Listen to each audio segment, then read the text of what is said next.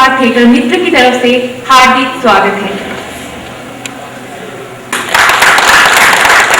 Shri Roop Bhat ji, vice president JNK bank, MLA Banihal mister Waqar Rasool ji, इन सबका हार्दिक स्वागत है।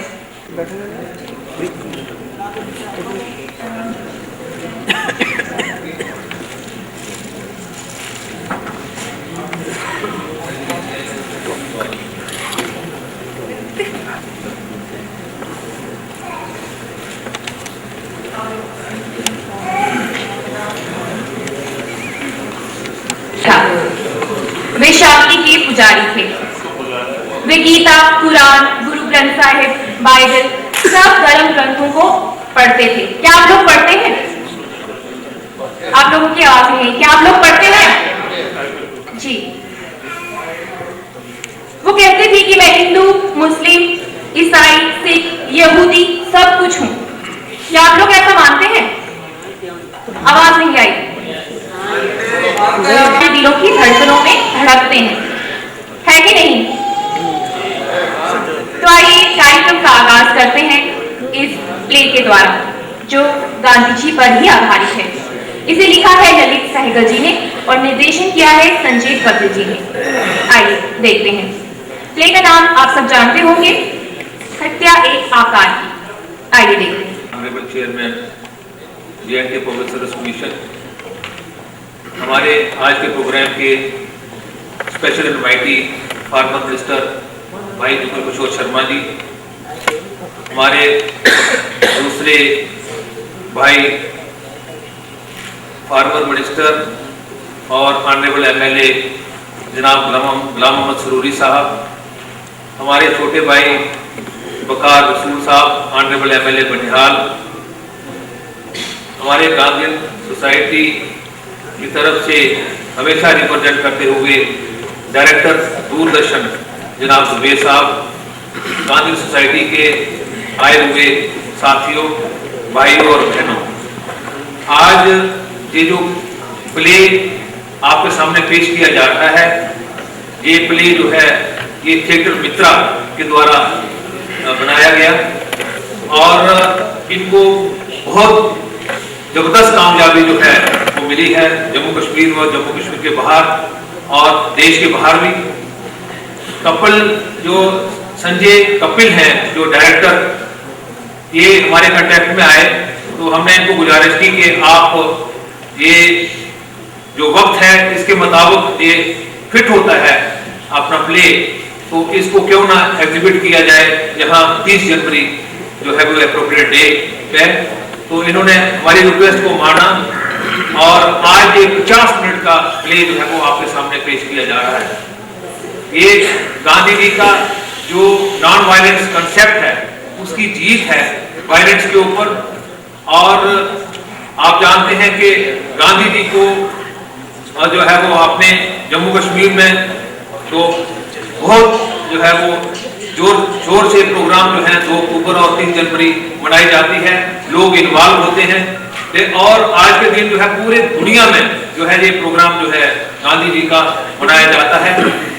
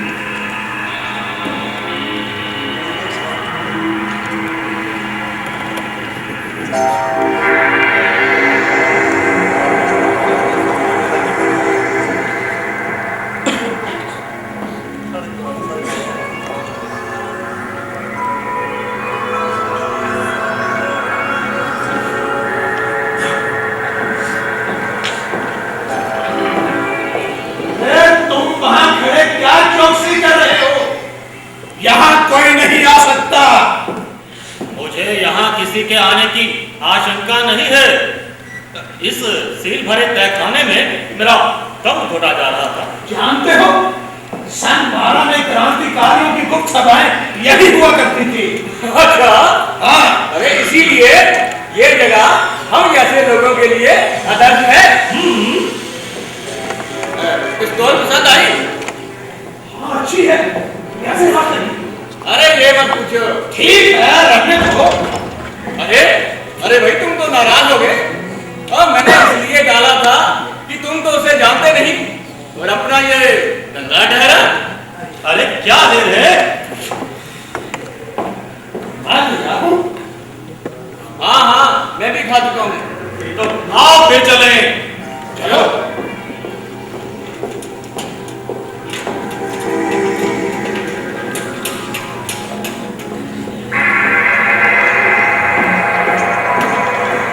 क्या भाई तुम साथ नहीं चल रहे? नहीं, मेरा एक सवाल है। सवाल? अरे अब क्या हुआ? यहाँ आओ। मुझे लगता है हमारा साथी हमें कुछ कहना चाहता है। हाँ कहो। क्या ये सब ठीक है? क्या? यही जो हम करने जा रहे हैं? बिल्कुल।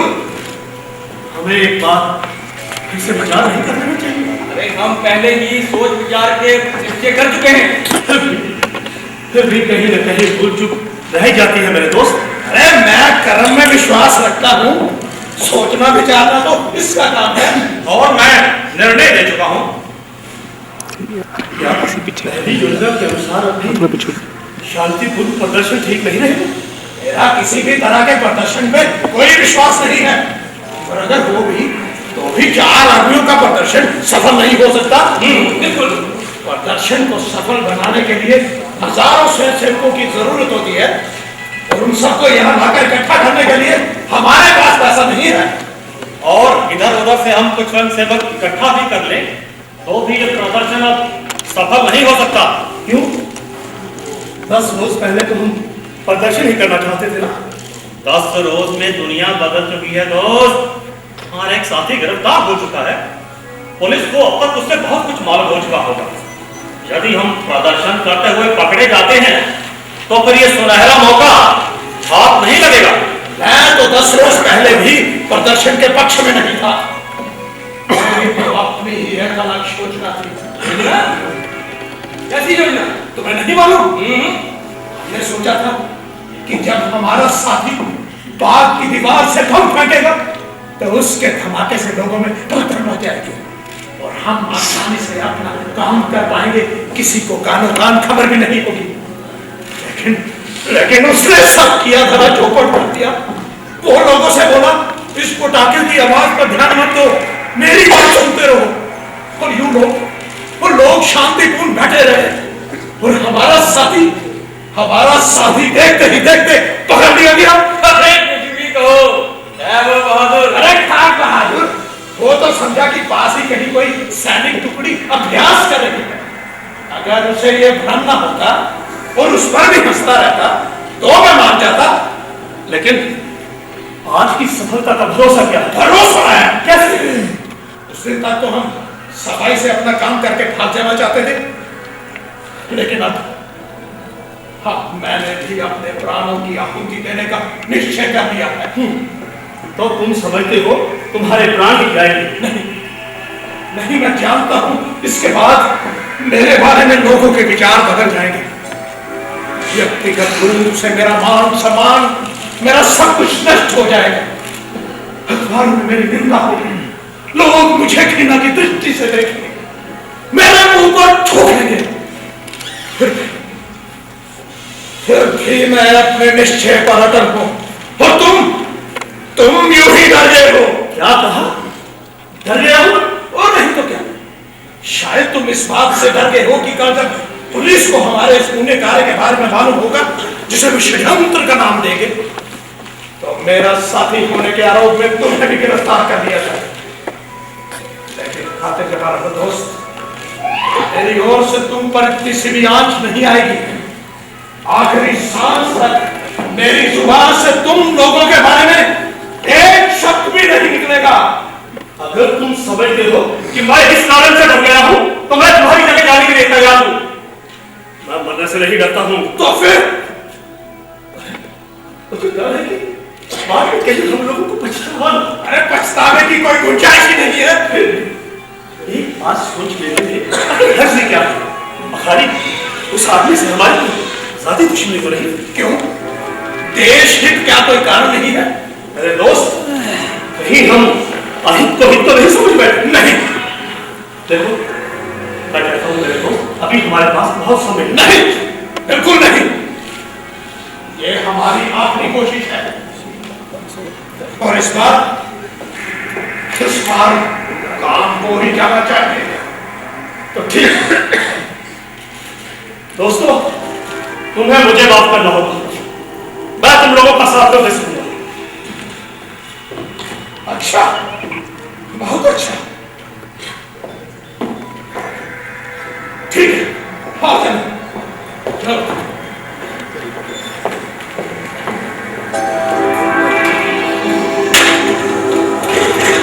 अरे अरे ड्राइवर भाई, क्या तुम भी इस तरह की कोई बात कहने वाले हो? नहीं, मैं कुछ और कहने वाला हूं।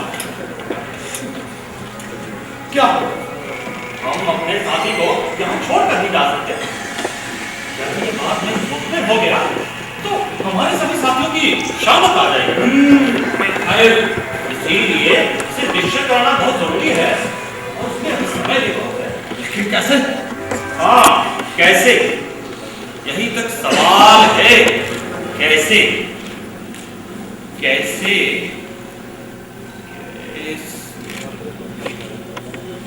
अभी अभी यहाँ एक अचूक विचार आया है। अद्भुत विचार। विचार? कैसा विचार? क्यों ना हम उस पर मुकदमा चलाएं? मुकदमा? किस पर? उसी पर जिसका हम नामो निशान मिटा देना चाहते हैं।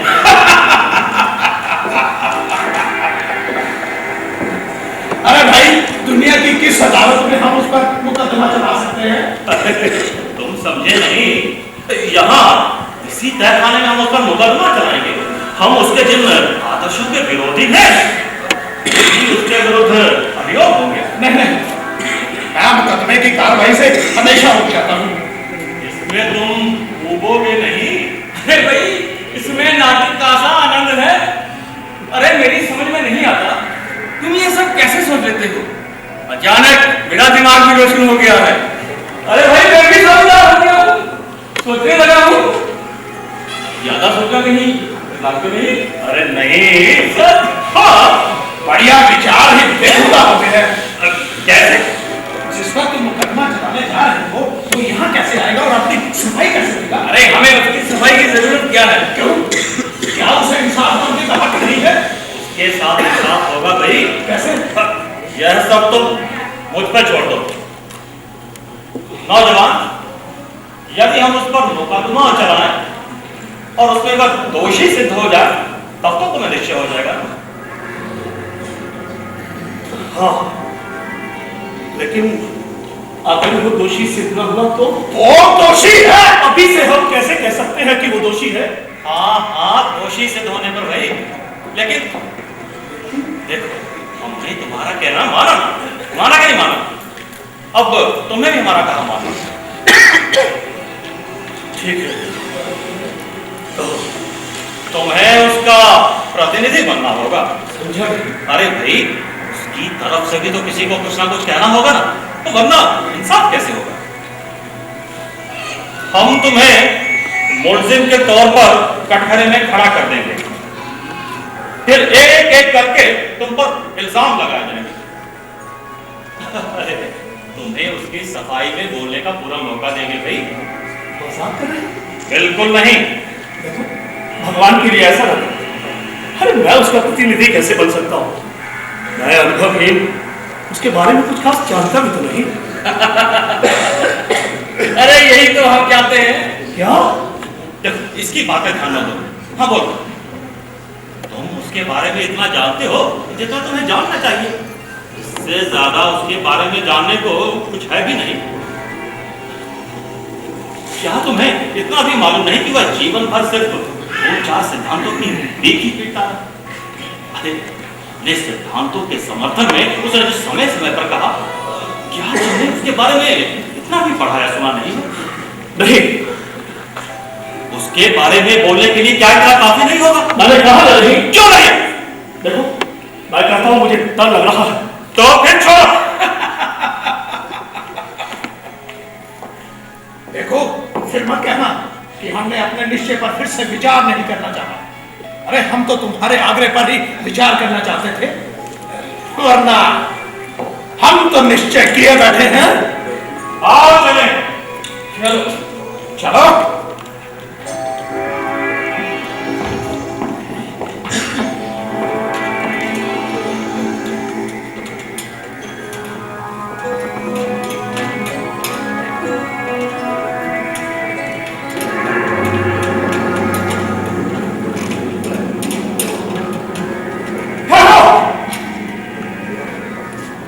मुझे मंजूर है,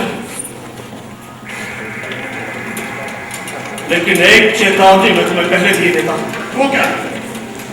अगर मैंने उसका प्रतिनिधित्व किया तो फिर तुम लोगों की दोस्ती कर या अपने दिल का कोई ख्याल नहीं करूंगा। मैं ईमानदारी से उसका प्रतिनिधि बनने की कोशिश करूंगा। मेरे ख्याल से ये खेल ही रोक दिया जाए। अरे परवाह मत करो, इसे ईमानदारी से उसका प्रतिनिधित्व करने दो, तभी तो इसे हमारे विरोध में सार दिखाई देगा।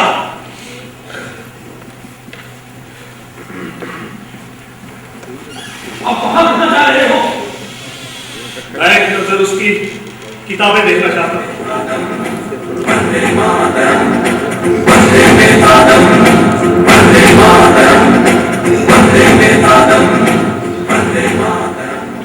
इसे किताबें देखने में हाँ हाँ, कोई हर्ज नहीं है, लेकिन उन किताबों में ऐसी कोई बात है ही नहीं जो मैंने और तुमने न पढ़ी। तुम चाहो तो उन किताबों को चाट भी सकते हो। अब हम नहीं रहे, मतलब कि हमारा चेहरा मोहरा जज सा है। अच्छा, इसलिए तुम जज हो।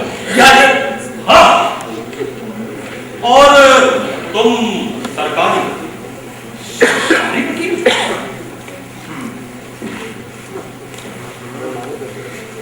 सरकारी वकील और तुम? बाकी की भूमिका है मैं निभाऊंगा। ठीक ठीक। तो आओ फिर अदालत सजा दे, उसके बाद कानून के पहिए अपने आप चलते रहेंगे, अपने आप।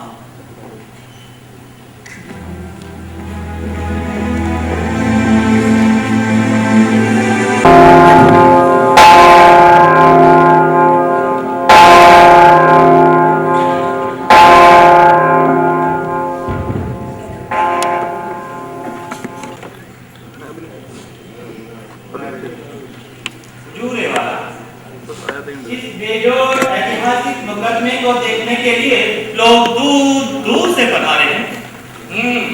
उन्हें बैठने दो। मुल्जिम हाजिर है। हाजिर है जूरे वाला।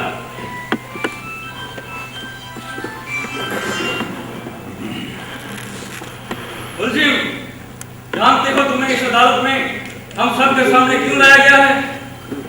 तुम पर सत्य, अहिंसा, सांप्रदायिक एकता के प्रचार का तथा उस प्रचार से होने वाले सर्वनाश का अभियोग लगाया गया है। क्या तुम अपना अपराध स्वीकार करते हो? जी नहीं, इससे पहले भी लोग समय समय मुझ पर आरोप लगाते रहे, लेकिन मैंने तो उनकी उपेक्षा की, क्योंकि मेरा ख्याल था झूठ का कोई जवाब न देना ही अच्छा रहता। लेकिन आज तो मेरे उन सिद्धांतों को मेरे विरुद्ध उपयोग माना जा रहा है जो मेरे जीवन का आधार है। मैं अदालत से निवेदन करूंगा, अपने मुकदमे की पैरवी मुझे स्वयं करने की इजाजत। इजाजत है। सरकारी वकील साहब के पास अभियोगों की पूरी सूची है। जी तो मुकदमा शुरू किया जाए। हजूर, मुकदमा शुरू करने के लिए मैं इतिहासकार महोदय को बुलाने की इजाजत चाहता हूँ। ये मेरे पहले और आखिरी गवाह। इजाजत है। इतिहासकार महोदय आगे आने की कृपा करेंगे?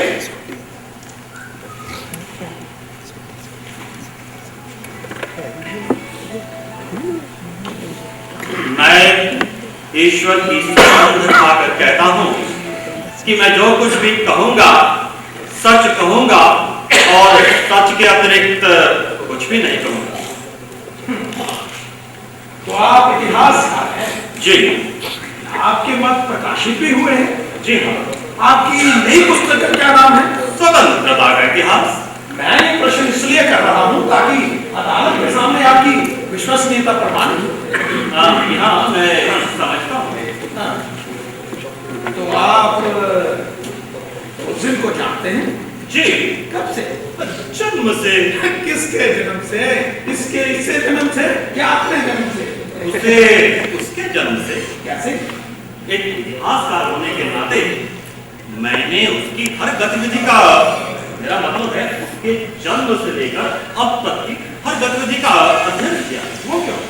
क्योंकि कोई माने या न माने, आपका अभियुक्त पिछले 60-65 वर्षों से सिर्फ इस देश का ही नहीं बल्कि संपूर्ण विश्व का एक प्रमुख व्यक्ति है। इसने जनता को जागृत किया है, राजनीतिक घटनाओं का रूप और मार्ग निर्धारित किया है।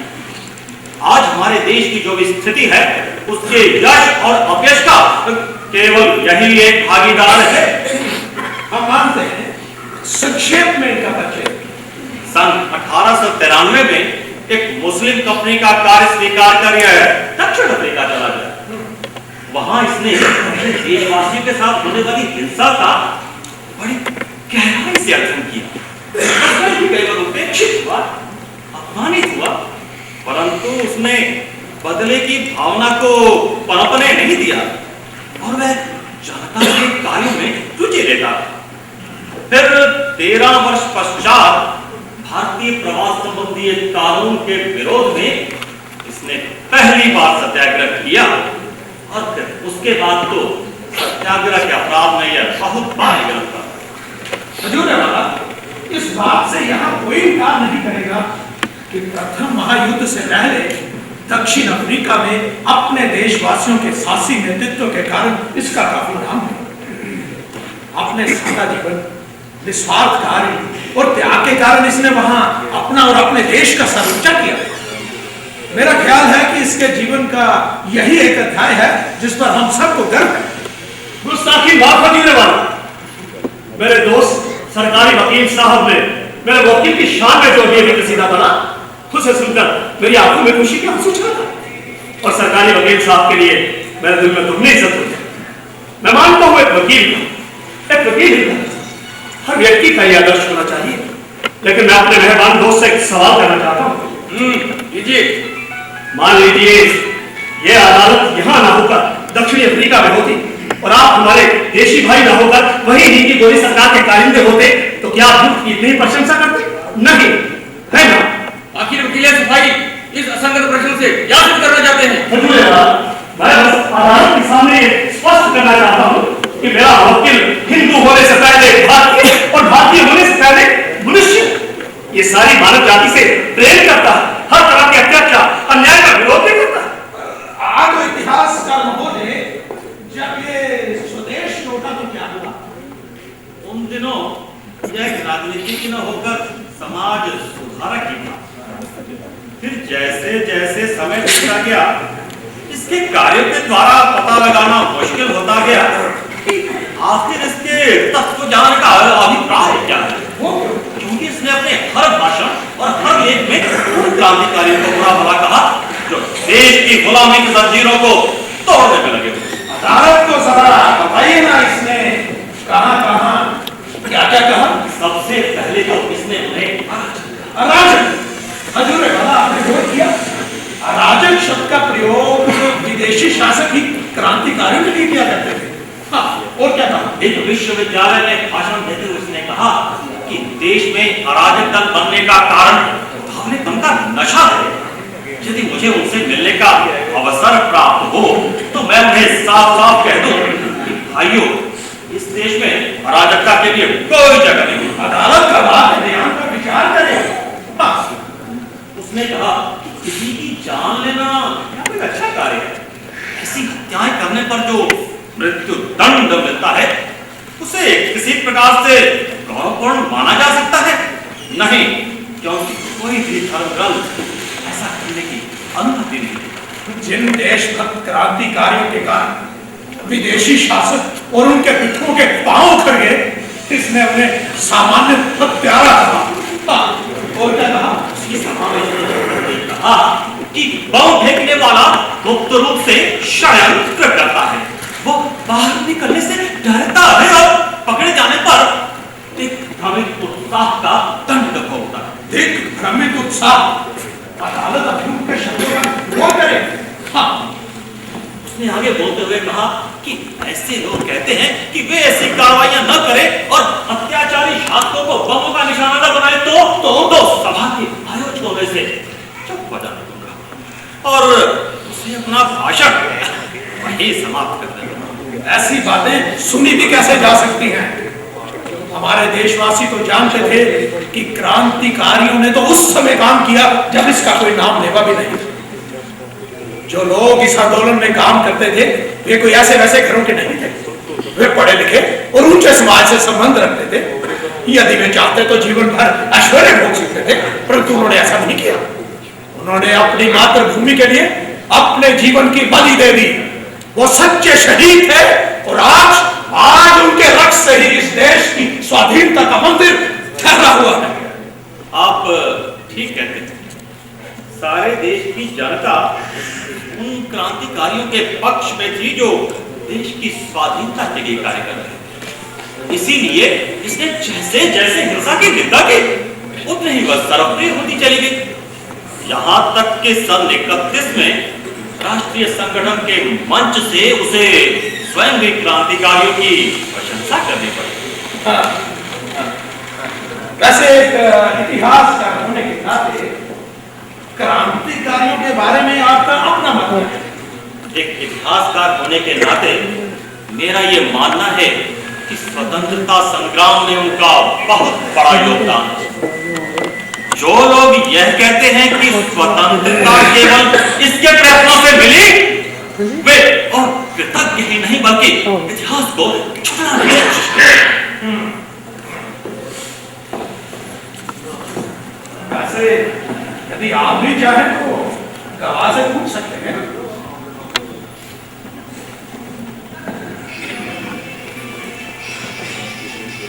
आप बता सकते हैं कि अभियुक्त ने अराजक शब्द को किस अर्थ में कहा? जी, अराजक का अर्थ राजद्रोही ही होता है ना? जी। तो क्या इसी अर्थ में मेरे वकील ने अपने आप को अराजक नहीं कहा? क्या अभियुक्त ने अपने आप को राजी कहा? जी हाँ, लेकिन तोड़-फोड़ और मार-काट करने वालों के रूप में नहीं। तो फिर इन दिनों मेरा वकील खुद भी विदेशी शासन के विरुद्ध प्रचार कर रहा था। तो विदेशी शासन के विरुद्ध प्रचार करने वाले हर व्यक्ति को उसने अराजक माना? जी हाँ, आगे बढ़िए। जिस सभा का आपने शुरू में हवाला दिया, क्या उसी में मेरे वकील ने अराजकों की स्वदेश प्रेम के बारे में कुछ नहीं कहा? जी, देखिए, आप इतिहासकार हैं, एक जिम्मेदार आदमी हैं, आपको ऐसे तथ्य भूलने नहीं चाहिए। अरे साहब, याददाश्त थी तो ठहरी। क्या मैं याद दिलाने की कोशिश करूं?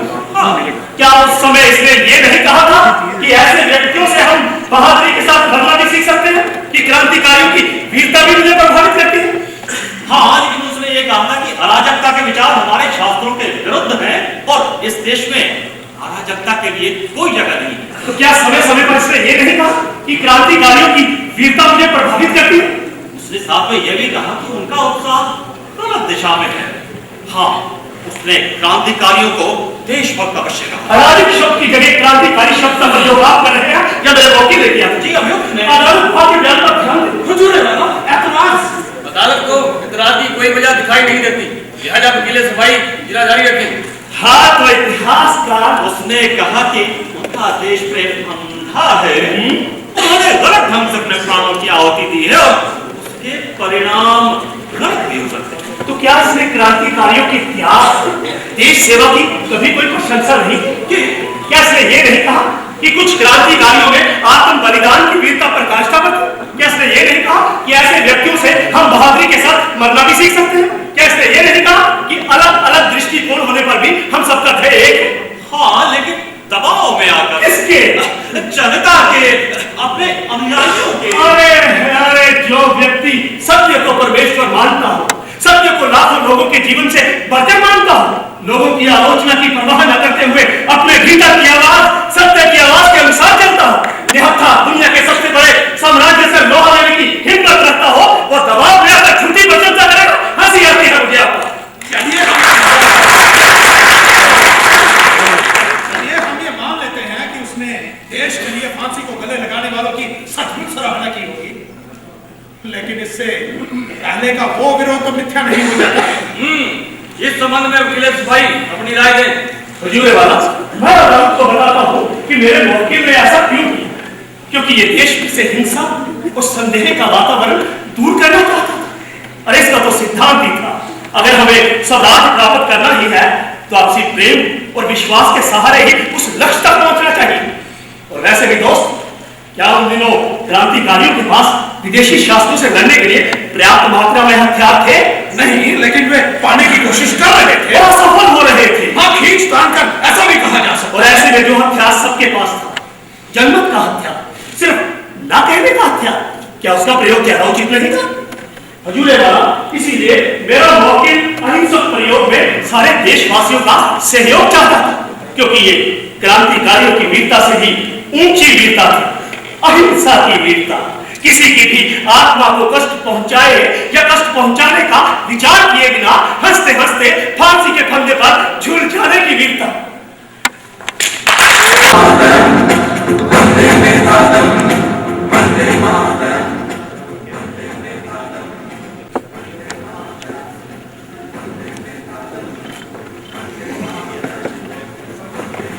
सुना तुमने? लोग तालियां बजा रहे हैं। हाँ, लेकिन उन्हें रोक के कैसे सकते? मैंने पहले ही कहा था, इसे किताबें मत देखने दो। देखा इन किताबों का असर, उसके तर्क हम पर हावी होते जा रहे हैं। ठीक है, तुमने कहा था, लेकिन उन किताबों में ऐसी कोई बात थी नहीं थी। अरे नहीं थी तो अब कहां से आ गई? शायद इसने अपने आप कर ली। नहीं, बिल्कुल नहीं। तो फिर हो सकता है। अरे तो फिर हो सकता है तो छोड़ो, ये बताओ अब क्या किया जाए? अरे तुम इतनी जल्दी घबरा गए दोस्त? मुकदमे इतनी जल्दी नहीं खत्म हो जाया करते, कुछ तो सालों साल चलते हैं भाई। तुम्हारा ख्याल है कि अब जिंदगी भर यूं ही सवाल जवाब चलते रहेंगे? अरे नहीं बंधु नहीं, अभी बहुत समय है। जाओ जाओ, ठंडे पास से मुकदमा। मैं यूं ही तुम्हारी बातों में आ गया। अब मुझे कुछ पुख्ता करना चाहिए। हाँ,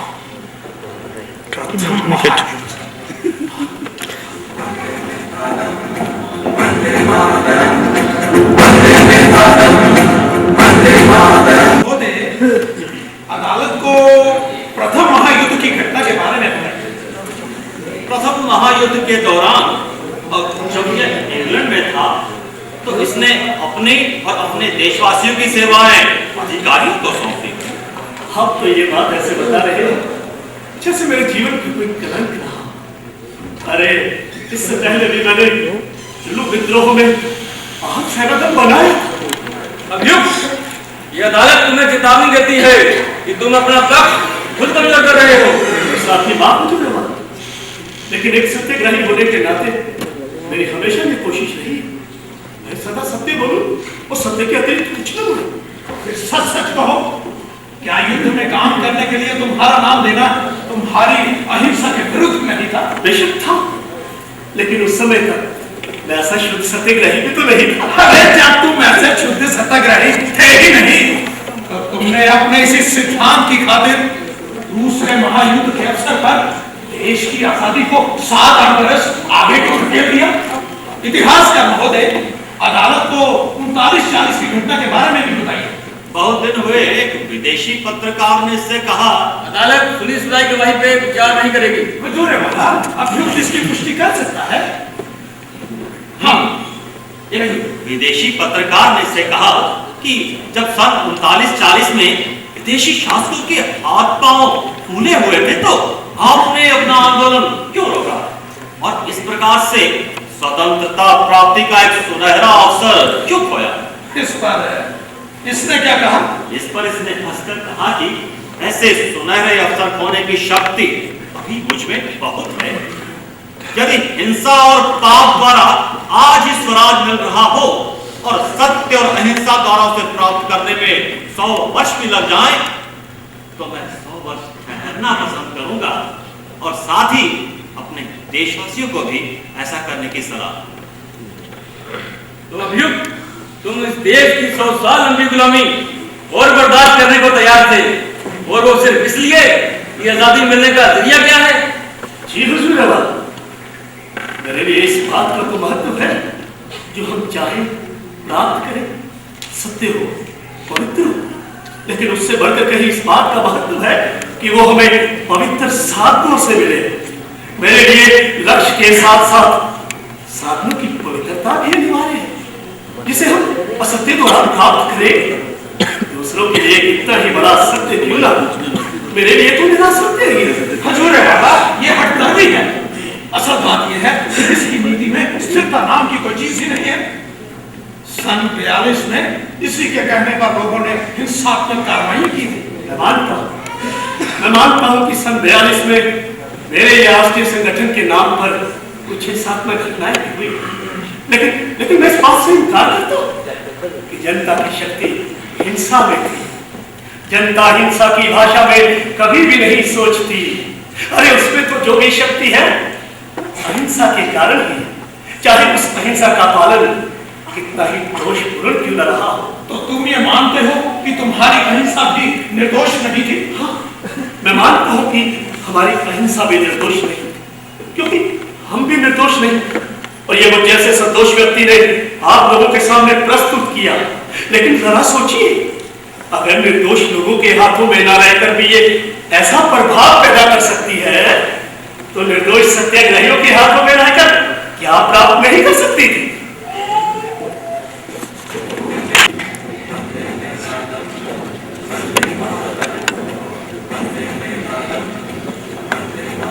ये तुम्हें क्या हो गया? अरे ये सब तो एक खेल था और मैंने तो सिर्फ एक मजाक। खेल? मजाक? और नहीं हो गया। मेरी समझ में नहीं आ रहा कि तुमने इसे इतनी गंभीरता से क्यों ले लिया। अरे क्या तुम अपने आप को वो समझने लगे हो? वो? अरे वही जिसके तुम प्रतिनिधि बने हुए हो। अरे नहीं तो फिर तुम मेरा विरोध क्यों कर रहे हो?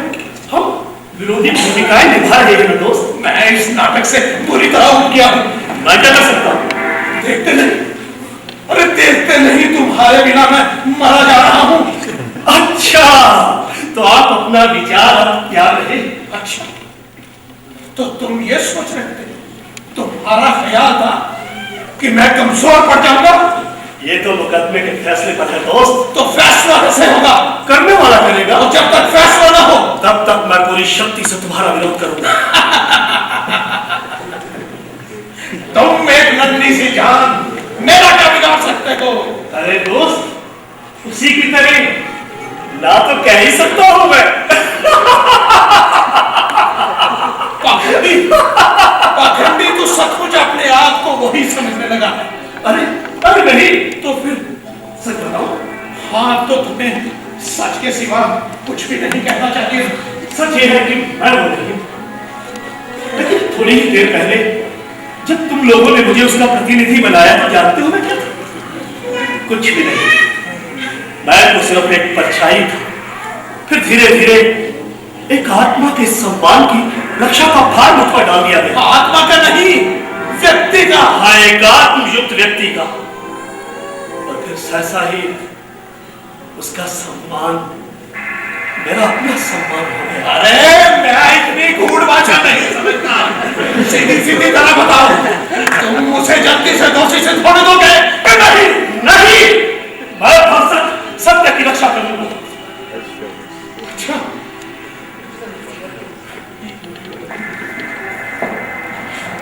ठीक है। अरे ठीक है, शौक से उसके सम्मान की रक्षा करो तुम। ठीक है, ठीक है। अरे तुमने तो कभी मुझे अपना समझा ही नहीं। तुम हमेशा दूसरों को ही अपना समझते आए हो, और तुम्हारा अपना हो गया है। अरे उसका सम्मान मेरा हो गया है भाई।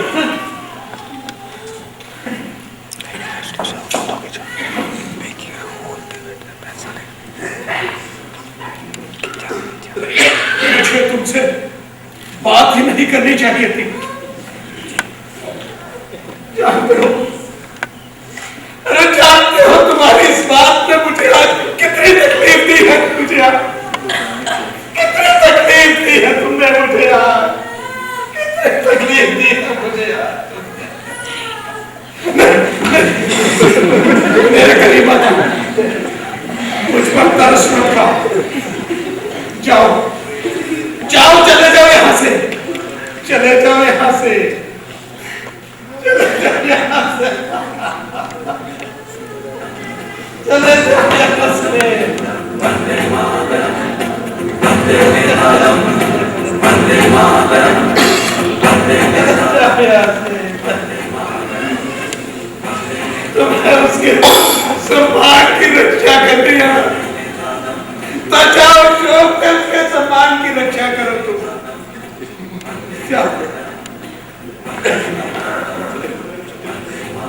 अब मैं भी तुम्हारे सहाय के बिना ही जीना सीखूं।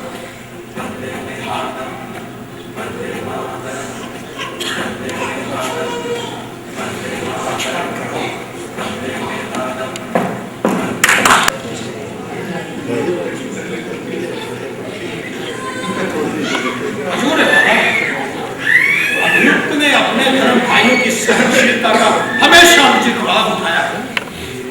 समय समय पर इसने कई उपवास व्रत किए, लेकिन वो सब उपवास व्रत केवल अपने लोगों को कुचलने के लिए ही थे। हिंदू मुसलमान एकता तो एक बहाना था। असल में पाकिस्तान को 55 करोड़ रुपया दिलवाने के लिए इसने ये उपवास शुरू किया था। क्या इतिहास का महोदय? हुजूर वाला, कश्मीर पर हमला होने पर इस देश की सरकार ने वह 55 करोड़ रुपया देना रोक लिया, जिसे पहले संपत्ति के बंटवारे के अंश के रूप में पाकिस्तान को देने के लिए मांग गई थी। फिर 13 जनवरी को जब इसने उपवास किया तो सरकार ने इसे खुश करने के लिए वह 55 करोड़ रुपया देना फिर से स्वीकार कर लिया। जिस देश को आजादी मिले हुए 5 महीने हुए हो और जिसकी अपनी अर्थव्यवस्था ही कमजोर हो और जिसके एक भाग पर उसी देश ने हमला कर रखा हो और अपने यहां से अल्पसंख्यकों को शरणार्थी बनाकर धकेला, उसी देश को, इसी देश के एक टुकड़े को 55 करोड़ रुपया दिलवाने के लिए इसने ये उपवास शुरू किया था। अभियुक्त, अदालत को बताओ कि तुम्हारा उपवास हिंदू मुस्लिम एकता के लिए था या 55 करोड़ रुपया दिलवाने के लिए? हिंदू मुसलमान एकता के लिए। क्यों? क्योंकि मुझे लग रहा था आज कुछ लोग अपने धर्म का पालन नहीं कर रहे, और फिर वैसे भी यहाँ थोड़े से लोग बिना सहारे के रह जाते हैं, उनकी मदद करना तो मनुष्य मात्र का धर्म बन जाता है। क्या इसमें 55 करोड़ रुपया दिलवाने वाली कोई बात नहीं थी? बेशक थी। कैसे? क्योंकि सरकार ने ये जो कदम उठाया उसका कारण तो मेरा उपवास ही था। हजूर वाला, अभियुक्त ने अपना अपराध मान लिया। उपवास के बाद सरकार की विचारधारा भी बदल गई। हजूर वाला, इसके हर शब्द पर विचार करें। उपवास के बिना तो सरकार उतना ही करने वाली थी, इसका कानून हो सकता था। हजूर वाला, अभियुक्त तो स्पष्ट शब्दों में मान रहा है कि इसके उपवास ने ही सरकार को कानून से हटकर कदम उठाने को मजबूर किया था। और सरकार का ये कदम सच्चे माने में दोस्ती बढ़ाने का एक कदम था।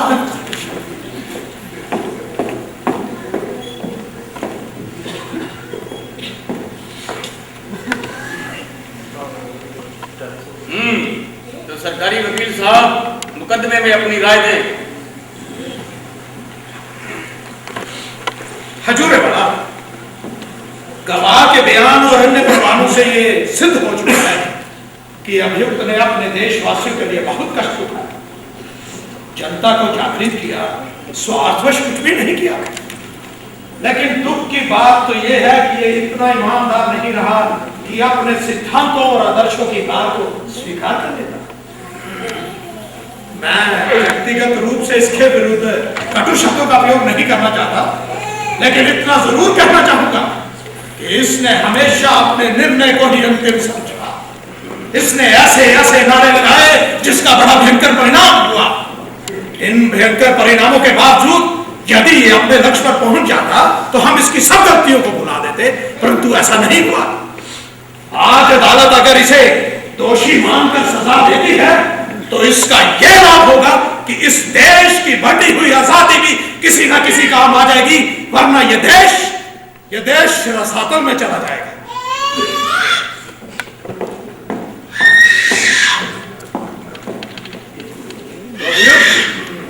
तुम पर देश के सर्वनाश का अभियोग सिद्ध हो चुका है, इसलिए ये अदालत तुम्हें सजा सुनाती है। अभियुक्त गुस्ताखी माफ कीजिएगा, लेकिन जब मैं वकालत करता था तो अदालत का एक नियम था, सजा सुनाने से पहले मुजरिम से भी पूछा जाता था क्या उसे भी कुछ कहना है या तुम कुछ कहना चाहते हो? जी हुजूर वाला, कहो। मेरा जीवन सत्य का एक प्रयोग रहा। जैसे कोई वैज्ञानिक अपने प्रयोग नियम विचार और सूक्ष्मता पूर्वक करता है और उनसे होने वाले परिणामों को अंतिम नहीं कहता, इस तरह अपने प्रयोगों के बारे में भी मेरी यही मान्यता है। हाँ, मुझे कुछ अपने प्रयोगों में सफलताएं मिली, लेकिन ये मेरी निजी असफलताएं थी, उन शाश्वत नियमों की नहीं। अगर आप मुझे आज ऐसे ही छोड़ देंगे, मैं तो अपने प्रयोगों को फिर से शुरू कर दूंगा और तब तक जारी रखूंगा जब तक मुझे पूर्ण सफलता हाथ प्राप्त नहीं होती। मुजरिम, मुकदमा शुरू होने से पहले जो हमारा फैसला था वो अब भी है, इसलिए ये अदालत तुम्हें सजा सुनाती है कि तुम्हें सरेआम सरेराह गोली मार दी जाए।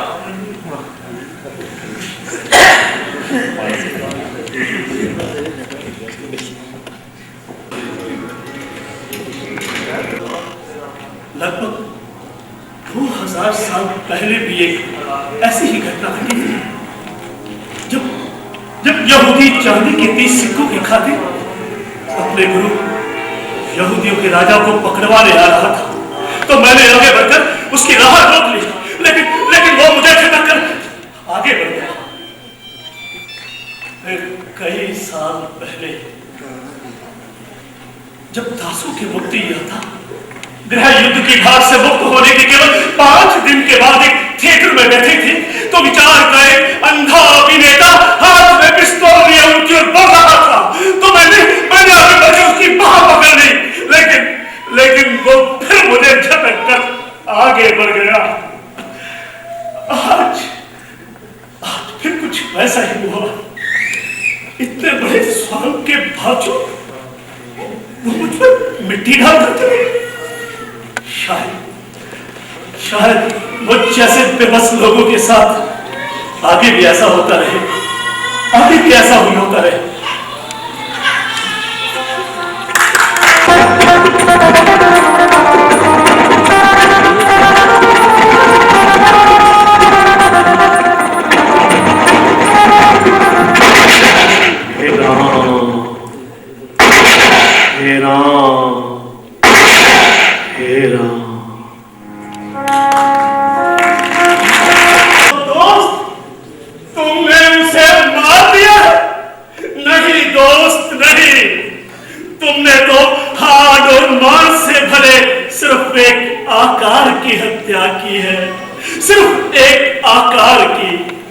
उसके विचारों की हत्या तुम कभी भी नहीं कर पाओगे, कभी भी नहीं।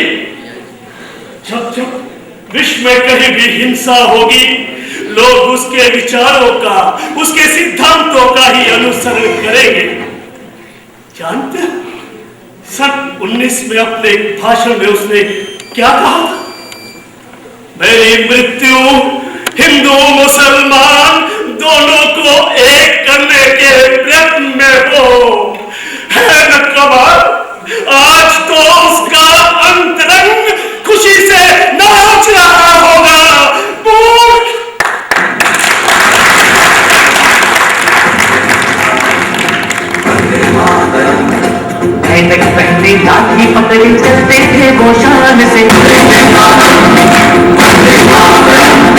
करना चाहूंगी मिस्टर संजय कपिल जी। कपिल जी, मैं आपसे निवेदन करूंगी कि बाकी का कार्यभार आप संभालें। निकाला और यहाँ आए, प्रस्तुति देखी। आज के इस दिन पर हमारे राष्ट्रपिता के नाम हमारी तरफ से इससे बढ़कर श्रद्धांजलि और नहीं हो सकती थी। हमने अपनी तरफ से कोशिश की, हम कितने कामयाब हुए ये आप बता सकते हैं। इससे पहले कि मैं इस नाटक के बारे में बताऊं, हमने राष्ट्रीय स्तर के कई नाटकों का मंचन किया है, लेकिन ना जाने इस नाटक से मुझे कुछ काफी लगाव हुआ।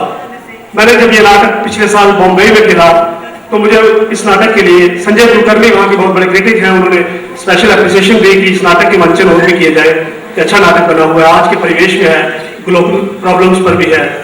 तो इसलिए मैंने इस नाटक को चुना है और इसकी ज्यादा से ज्यादा शो करने की हम कोशिश करते हैं। सबसे बड़ी बात है कि आज ये नाटक जो देख रहे थे, इसको मैंने 2 टीमों के साथ तैयार किया हुआ है।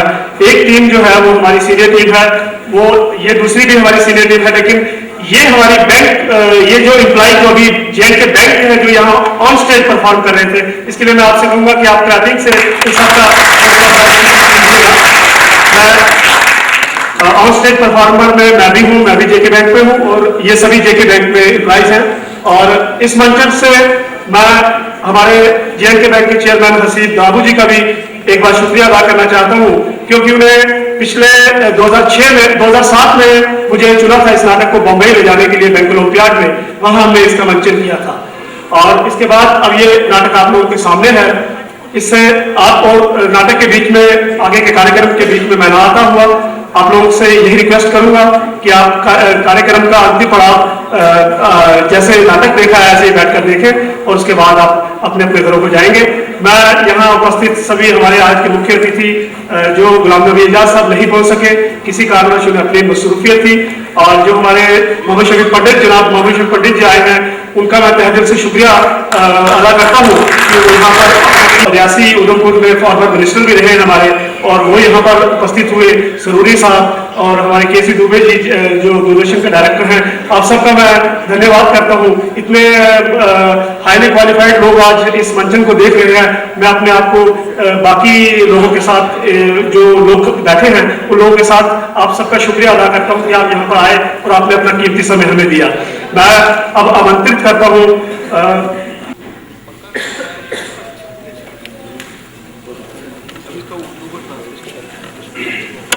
हमारा, हम बुलबुले हैं इसकी, ये गुलसिता हमारा, जहाँ पूरे हमारे मुल्क के लिए रंगारंग प्रोग्राम होते आए हैं, वहाँ आज का दिन हमारे मुल्क के लिए, हमारी रियासत के लिए एक बहुत बड़ा पैगाम।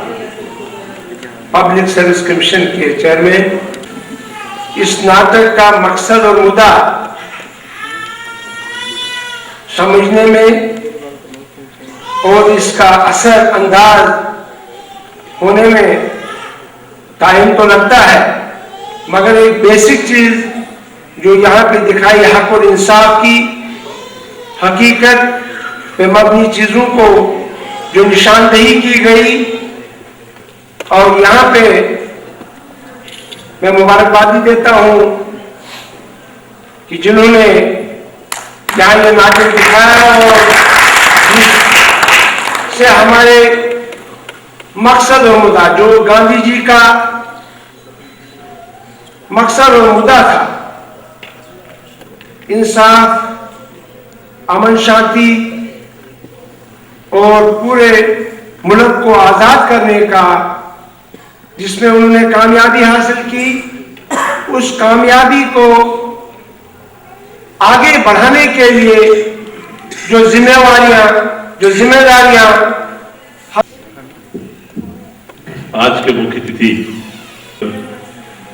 एक्स मिनिस्टर सरूरी जी, नए बने हुए हमारे दोस्त और छोटे भाई एमएलए बकार साहिब दुबे जी, जहां डायरेक्टर दूरदर्शन, जो एक सच्ची श्रद्धांजलि और जिस तरीके से यहाँ पर प्रस्तुत की, और मैं यहाँ तक समझता हूँ कि जिस भी एक पूरे इतिहास को यहाँ पर इन्होंने यहाँ इस मंच द्वारा यहाँ हम सबको दिखाया और खासकर संजय जी की कि जिन्होंने एक अच्छे ढंग से यहाँ पर पूरा एक इतिहास को यहाँ पर हमारे नजरों के सामने लाया और एक एक चीज को यहाँ पर बड़े अच्छे तरीके से व्याख्यान किया।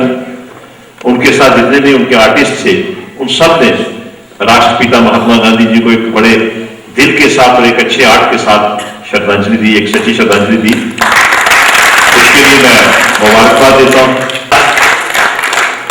यहाँ पर जिस तरीके से की है और खासकर एक सर्विस करते हुए एक मुलाजिम के तौर पे वो वहां पर बैंक के अंदर सर्विस भी करते हैं और फिर इस आर्ट को भी इन्होंने रखा हुआ है। मैं इनको मुबारकबाद देता हूं।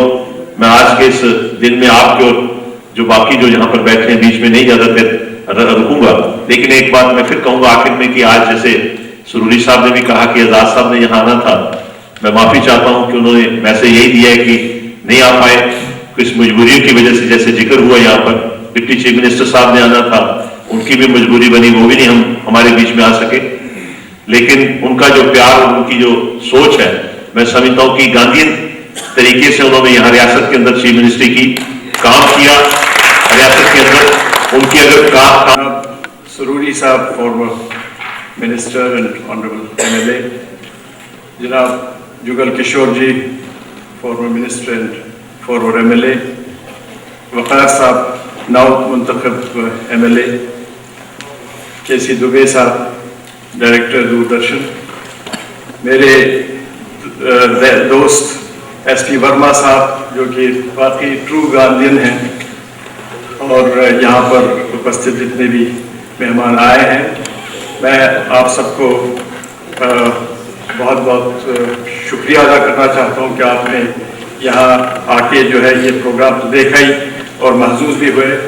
और मैं इस सबसे पहले तो मैं मुबारकबाद देना चाहूँगा इस थिएटर मित्रा के जो डायरेक्टर हैं संजय कपिल साहब, बहुत बहुत मुबारकबाद। तो आपने बहुत इस ड्रामा के लेखक जो ललित सहगल साहब हैं, उनको भी मैं बधाई देना चाहूँगा कि बहुत ही अच्छा ड्रामा उन्होंने लिखा और जिस तरीके मीडियम बनाइए गांधी जी के मैसेज को आगे बढ़ाने का। गांधी जी इस देश के ऐसे जो है महान व्यक्ति रहे हैं जो कि सिर्फ इसी देश तक एक लीडर बने, और उनका ये खास तौर से ये जो है एजाज रहा है कि वो अपनी ही जिंदगी में न सिर्फ एक लेजेंड बने बल्कि उनको एक डेटी के तौर माना गया। में फरिश्ता था वो, इंसान के पैकर में फरिश्ता था वो, दुनिया में गरीबों की तमन्ना था वो। इसी तरह से एक और शायद आजाद प्रोड्यूसर्स, एक्टर्स, डायरेक्टर और लेखक हैं, उनको फिर से मुबारकबाद देना चाहूँगा। और ख़ास तौर से अपने दोस्त जो एसपी वर्मा साहब जो हमेशा से जो गांधीगिरी को आगे बढ़ाते रहे हैं, तो उनको भी मुबारकबाद देना चाहूँगा कि उन्होंने जिस तरीके से ऑर्गेनाइज किया और बहुत इफेक्टिवली एक मैसेज दिया, मैं इनको पूरी तरह से मुबारकबाद देना चाहूँगा। मैं आ नहीं पाऊंगा, लेकिन ये मोमेंटोज जो है वो उस पर स्लिप लगा के मेरे नाम की सब कलाकारों को, बैकस्टेज लोगों को दिए जाए। तो सबसे पहले अजय कोहली जी, उन्होंने क्रांतिकारी और सरकारी वकील का जोड़ने। इसके बाद संजीव आर्य जी, जिनको आपने इतिहासकार और क्रांतिकारी के रूप में देखा, जो एक जज के रूप में आपके सामने उपस्थित हुए। इसके बाद एक गांधी की आकृति पीछे उभरी थी जिसको अवस्था देखी, उस पर थे राजेश रैना जी।